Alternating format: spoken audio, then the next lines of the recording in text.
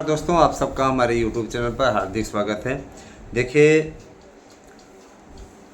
लगातार हमारे चैनल के सार्थक प्रयास के परिणाम स्वरूप आज की स्थितियां आपके लिए बिल्कुल अनुकूल हो गई हैं। और चूंकि आप ये देख रहे हैं कि उत्तर प्रदेश में जब से भारतीय जनता पार्टी की पराजय हुई है, कम सीटें आई हैं। पराजय नहीं कह सकते हैं, कम सीटें आई। पराजय तो तब कहते हैं जब सरकार न बने। सरकार बन गई तो फिर क्या, कैसी पराजय। किसी के मुकाबले कम सीटें आई हैं, तो निश्चित रूप से ये कम सीटें पार्टी को अंदर तक हिला करके रख दी है। और किसी न देखिए, जब भी गवर्नमेंट किसी की होती है और उसके बाद में उसकी हार होती है तो काफ़ी कुछ उसके पार्टी में कला हल्की फुल्की देखने को मिलती है। कुछ लोग ऐसे होते हैं जो हरियाली में तो साथ में रहते हैं, लेकिन जैसे ही थोड़ा सा नुकसान होता है तो तुरंत उनके बड़बोलेपन निकल कर के सामने आने लगते हैं। ऐसे लोगों का ना तो कोई चाल चेहरा चरित्र है, ना कुछ है। मैं आप लोगों को चर्चा के माध्यम से बताना चाहूँगा कि शिक्षकों की भर्ती से रिलेटेड कुछ इन्फॉर्मेशन मिली है। इसके अलावा चपरासियों की भर्ती, क्लर्कों की भर्ती है ना, जिन्हें बाबू कहते हैं, इन सब की भर्ती होने जा रही है। और सरकार ने जो बातें रखी हैं, सचिव जी से बात हुई, जो प्रमुख सचिव हैं उनसे बातचीत हुई। उस तथ्य के आधार पर मैं आप लोगों को रिकॉर्ड तो नहीं कर पाया, लेकिन आप लोगों को इन बातों से थोड़ा सा अवगत कराना चाहता हूँ। और संध्या काल के समय भी वीडियो एक डालूँगा, जिसमें मैं प्रयास करूँगा कि हमारी बातचीत हो जाए। उसके पश्चात आप लोगों तक उस बात को मैं रखूँगा, है ना। मेरी कोशिश होगी कि आप तक लाउड स्पीकर के ज़रिए भी पहुंचाया जाए, अगर पॉसिबल हो पाएगा, अथॉरिटी होगी तो अवश्य, नहीं तो फिर नहीं। दोस्तों, मैं आपको बताना चाहूँगा कि सबसे पहली जो भर्ती होने वाली है वो है एलटी के लिए अधियाचन आ चुके हैं। लोक सेवा आयोग ने साफ तौर पर लिख करके दे दिया है कि हम नहीं कराएंगे। लोक सेवा आयोग वनडे एग्ज़ाम के लिए जाना जाता है। वनडे एग्ज़ाम नहीं कराना चाहता, क्योंकि उसके पास में जितने भी एग्ज़ाम हैं लगभग द्विचरणीय है। आप पीसीएस का ही देख लीजिए, है ना, 3 चरणीय है। प्री होता है, मेंस होता है, फिर इंटरव्यू होता है। तो वो कराने से इनकार कर रहा है साफ तौर पे। और पीजीटी का लेना चाह रहा है, लेकिन ऐसे थोड़ी नहीं होता है। आप टीजीटी नहीं लोगे तो पीजीटी भी नहीं लोगे। तो वहाँ से मुख्यमंत्री जी का साफ निर्देश था कि आप अधियाचन भेज दीजिए, नया आयोग कराएगा। नए आयोग में वैसे भी योग्यता को लेकर के जो विवाद मचा हुआ था वो समाप्त हो गया है। और रही बात ये कि देखिए, डिजिटल अटेंडेंस वाला जो मैटर था, शासन ने 2 महीने के लिए टाल दिया है। इसका मतलब ये नहीं है कि हमेशा के लिए टल गया है। ये चीज़ें होनी चाहिए। ये चीज़ें हम लोगों की मांग है कि अधिकारियों के लिए भी होनी चाहिए। अधिकारी जब मन मर्जी जितने बजे पहुंच रहे हैं, जब चाह रहे हैं घर चले आ रहे हैं, तो ये भी अन्याय है। और रही बात ये कि शिक्षकों से शिक्षणेतर अतिरिक्त कार्य लेना, ये गलत है। शिक्षक समाज का दर्पण होता है। और निश्चित रूप से डिजिटल अटेंडेंस तो चलिए ठीक है, उस पर वो आपका अधिकार है, क्योंकि समय से कुछ लोग नहीं पहुंचना चाहते, कुछ लोग जाते ही नहीं हैं, कुछ लोग निजी विद्यालयों को चला रहे हैं तो मनमानी तरीके से वो अपने ही विद्यालय में रुके रहते हैं। ठीक है, तो ये एक तरीके से देखा जाए तो ज़रूरी है। Digital attendance will be must, एकदम कंफर्म होना चाहिए। डिजिटल अटेंडेंस पे किसी प्रकार से सरकार को झुकना ही नहीं चाहिए। और जो लोग झुकाने की कोशिश करें, मैं तो सीधे तौर पर कहता हूँ गवर्नमेंट को कि ऐसे लोगों के खिलाफ कड़ी कार्रवाई करनी चाहिए, है ना। वेतन लेंगे 60,000 70,000, और है ना, अटेंडेंस देने में इनको नानी अम्मा याद आएगी। तो मैं ये ज़रूर कहना चाहूँगा कि इस पर कड़ी कार्रवाई होनी चाहिए।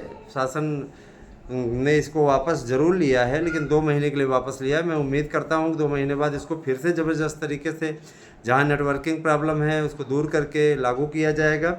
और देखिए, सबसे बड़ी चीज़ ये कि देखिए, एलटी के लिए योग्यता तय हो गई है, जिसमें देखिए सामाजिक विज्ञान को लेकर के कुछ लोग इस मुगालते में जी रहे थे और साथ नहीं दे रहे थे।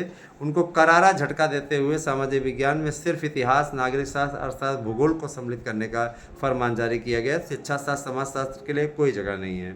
शिक्षा शास्त्र, समाजशास्त्र वालों की ये गति उनके अपने आचरण के वजह से भी है। शिक्षा शास्त्र, समाजशास्त्र को अव्यवहारिक बताते हुए बाहर कर दिया गया है। यहाँ का ये मैटर क्लियर हुआ। अब आते हैं दूसरी भर्ती पे। देखिए बहुत दिनों से विद्यालयों में चपरासियों की भर्ती नहीं हुई है, तो लगभग 40,000 चपरासियों की भर्ती का विज्ञापन बहुत जल्दी ही आने वाला है और ये सभी आउटसोर्सिंग के जरिए संविदा पे भरे जाएंगे, संविदा पे भरे जाएंगे और उसके पश्चात इनकी सबकी नियुक्ति होगी। परमानेंट नियुक्ति नहीं है इनकी, लेकिन अब इसी को बेस बना करके कतिपय लोगों ने सरकारी नौकरियों को भी आउटसोर्सिंग के जरिए भरने की बात कही। निजी क्षेत्रों में प्राइमरी स्कूलों को देने की तैयारी है। प्राइमरी स्कूल निजी क्षेत्र वाले देखें, उनकी जिम्मेदारी में, उनकी निगरानी में रहे। जाहिर सी बात है, या तो ये लोग समय से आना शुरू कर देंगे और या तो प्राइवेट मैनेजमेंट देखेगा तो उसको घूस खिलाएंगे।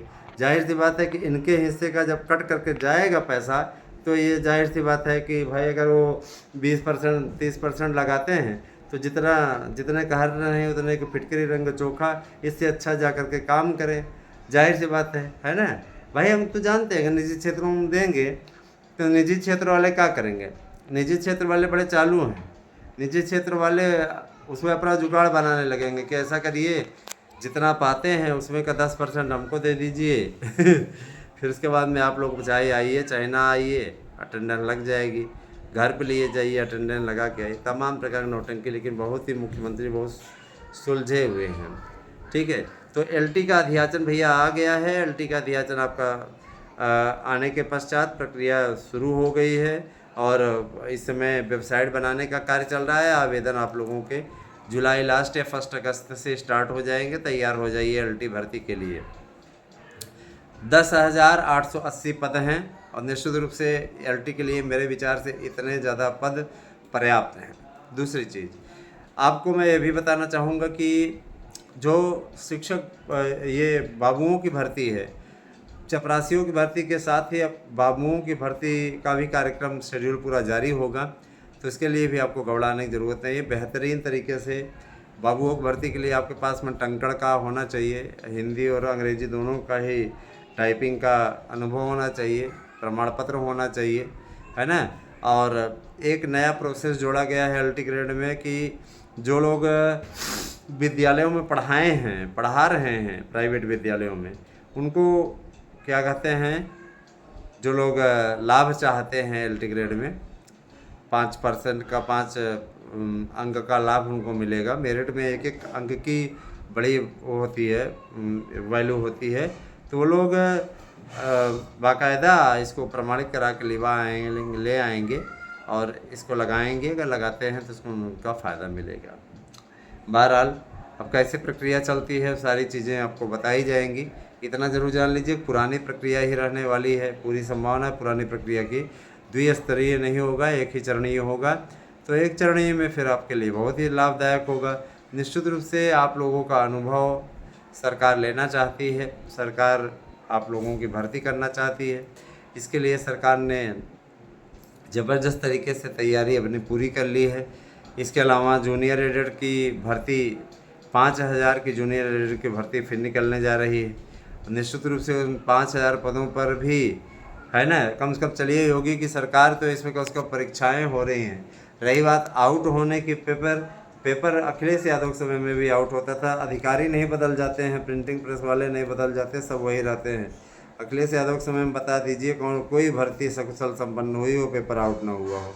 हर एक का पेपर आउट होता था, लेकिन सिर्फ लिपापोती के अलावा कुछ नहीं होता था। तो सरकारें चाहे जितनी बदल जाएं, लेकिन भ्रष्टाचारी वही के वही रहते हैं और वो अपना कार्यस्थानी अपना कार्य करते रहते हैं, चाहे किसी की भी गवर्नमेंट रहे। दोस्तों ये ज़रूर जान लीजिए, बीएड को सफलता दिलाने का अभियान हमारी ओर से चलाया जा रहा है, लेकिन आप लोगों में से कोई कोऑपरेट करने को तैयार नहीं है। आपको हमने जनसमूह खड़ा करने के लिए कहा था, लेकिन आप लोगों में से कई भी लोग इस चैनल को लेकर के आशान्वित नहीं है और किसी प्रकार से सहयोग नहीं कर रहे। सहयोग आप किसका कर रहे हैं? जो लोग आपकी जड़ों में मट्ठा डालने का कार्य कर रहे हैं। तो जाइए उन्हीं के साथ मुँह करिए। हमको क्या जाता है, बीएड सम्मिलित हो या ना हो, हमारा क्या जाता है भाई। आप सहयोग करने को तैयार नहीं हो और जब आप सहयोग करोगे नहीं, हम आपका सहयोग करेंगे नहीं। सीधा सा बात है, आप हमारा साथ दो, हम आपको शामिल करवा देंगे। इस चीज़ की गारंटी लेते हैं। आपसे कोई पैसा नहीं लिया जा रहा है। मैं ये बता देना चाहता हूँ, मेरे चैनल के थ्रू अगर मेरे चैनल का नाम लेकर के कहीं पर आपसे धन उगाही हो रही है, कोई बदनाम करने के लिए इस प्रकार का कार्य कर रहा है, तो पैसा देने वाला स्वयं उसके लिए जिम्मेदार होगा। हमारा चैनल इसके लिए बिल्कुल भी जिम्मेदार नहीं होगा, क्योंकि हमारा चैनल कहीं किसी से कोई पैसा नहीं मांग रहा है। ठीक है। और 61 वकीलों का पैनल तैयार हो चुका है। तो ये जो पुराने चयन बोर्ड में और अधीनस्थ में इन सब में मम मैटर लटका हुआ था कोर्ट और कचहरी वाला, ये फाइनल होने के आसार बढ़ गए हैं। दिसंबर तक सारे मैटर क्लियर हो जाएंगे। तो चलिए दोस्तों, यही सारी चीज़ें थी। अगली वीडियो में आप लोगों के समक्ष और भी भर्तियों का प्रोसेस लेकर के आएंगे। टीजीटी पीजीटी के कार्यक्रम को लेकर के भी मेरे पास में एक अपडेट है। सितंबर माह तक ये परीक्षाएं संपन्न हो जाएंगी। हमारा नोट्स लेने के लिए आपको 8115998001 पे अपना एड्रेस पिन कोड सहित देना है। एक नोट्स के साथ दूसरा नोट्स फ्री है। और देखिए, मुस्लिमों का मुहर्रम चलता है ना, हिंदुओं का कांवड़ यात्रा चलता है। प्रेम और सद्भाव बना रहना चाहिए सबके बीच में, बस यही मेरी कामना है। लड़ाई झगड़ा करने के स्थान पर इबादत कीजिए, ईश्वर की प्रार्थना कीजिए, इसी में सबकी भलाई है। लड़ झगड़ करके कुछ भी नहीं हासिल होने वाला। आप देश के हैं, विदेशी नहीं है, बाहरी नहीं है। निश्चित रूप से, है ना, भगवा संस्कृति भी यही कहती है कि सबको एकजुट होकर के प्रेम पूर्वक मिल के रहना चाहिए। मेरा भी यही संदेश है। तो आप सब लोग मिलजुल के रहिए और कहीं भी उत्तेजना में आकर के ऐसा कार्य ना करें जिससे समाज में विखंडन हो और मुख्यमंत्री जी नाराज़ होकर के आप पे कड़ी अनुशासनात्मक कार्रवाई करें। कोई भी वर्ग हो, चाहे हिंदू चाहे मुस्लिम हो, आप सभी लोगों को इन बातों पे ध्यान देना चाहिए।